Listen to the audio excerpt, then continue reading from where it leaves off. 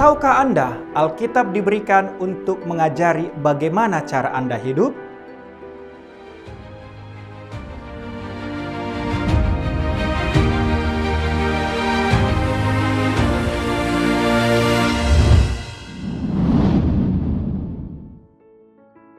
Shalom, bertemu kembali bersama saya, Edward Purba. Beberapa bagian dalam Perjanjian Lama, dalam Perjanjian Baru menegaskan bahwa salah satu tujuan Alkitab adalah untuk mengajari Anda dan saya bagaimana caranya hidup. Mazmur 1 ayat 1-2 sebagai contoh. Berbahagialah orang yang tidak berjalan menurut nasihat orang fasik, yang tidak berdiri di jalan orang berdosa, dan yang tidak duduk dalam kumpulan pencemooh. Tetapi yang kesukaannya ialah Taurat Tuhan, dan yang merenungkan Taurat itu siang dan malam. Inilah salah satu contoh bagaimana caranya kita hidup. Ayat ini menegaskan secara singkat bagaimana cara orang percaya untuk hidup. Tentu sederhana, bukan?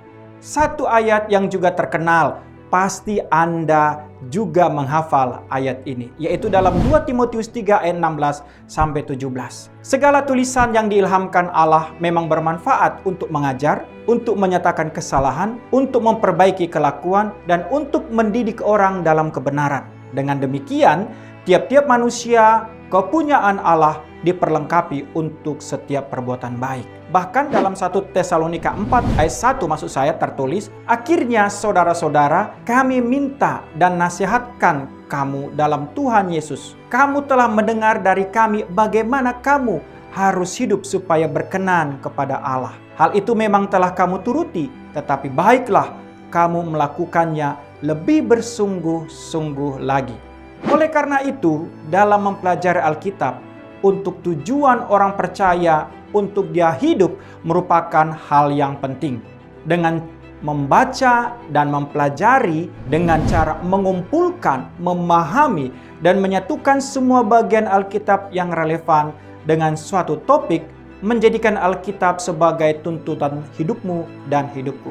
Sebab inilah kasih kepada Allah, yaitu bahwa kita menuruti perintah-perintahnya. Perintah-perintahnya itu tidak berat. 1 Yohanes 5 ayat 3. Ada 3 keberatan yang menggunakan Alkitab untuk mempelajari cara hidup. Yang pertama dikatakan jangan menyinggung para jemaat atau pembaca Alkitab. Kenapa orang keberatan dengan menyatakan jangan menyinggung jemaat? Mereka berpendapat bahwa pendeta tidak boleh berkhotbah banyak tentang dosa dan ketaatan karena itu akan menjauhkan pengunjung yang ingin mengenal Kristus. Berkhotbah tentang perintah-perintah Allah menurut mereka adalah kegagalan untuk menjadi peka terhadap pencari di dalam gereja-gereja kita. Dalam Perjanjian Baru kita mempunyai banyak contoh rinci tentang bagaimana Tuhan Yesus ingin para pendeta, para pengajar untuk mengajari jemaatnya di dalam gereja. Artinya, para hamba Tuhan juga jangan terlalu banyak mengajar tentang kitab suci. Padahal, dalam 1 Tesalonika 5 ayat 27, demi nama Tuhan aku meminta dengan sangat kepadamu, supaya surat ini dibacakan kepada semua saudara. Jelas bahwa firman Tuhan harus dibacakan dan diajarkan. Yang kedua, mereka mengajukan keberatan bahwa tidak ada penggunaan hukum yang ketiga. Keberatan ini muncul sehubungan dengan perselisihan apa yang disebut penggunaan ketiga, yaitu hukum moral manusia. Ada 3 sebenarnya hukum Tuhan secara tradisional dipahami sebagai berikut. Yang pertama, untuk mengekang dosa dalam masyarakat sipil. Itu yang pertama. Kedua, untuk menginsafkan orang-orang yang tidak percaya akan dosa dan mengarahkan mereka kepada Kristus untuk mendapatkan keselamatan. Yang ketiga, mendidik orang-orang beriman dalam ketaatan.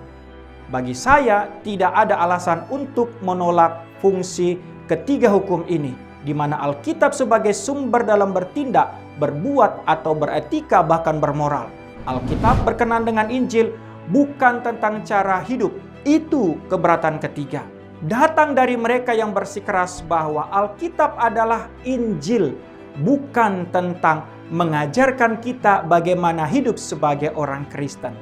Namun, keberatan ini tidak konsisten, saudara-saudara, dengan apa yang Rasul Paulus katakan tentang tujuan kitab suci.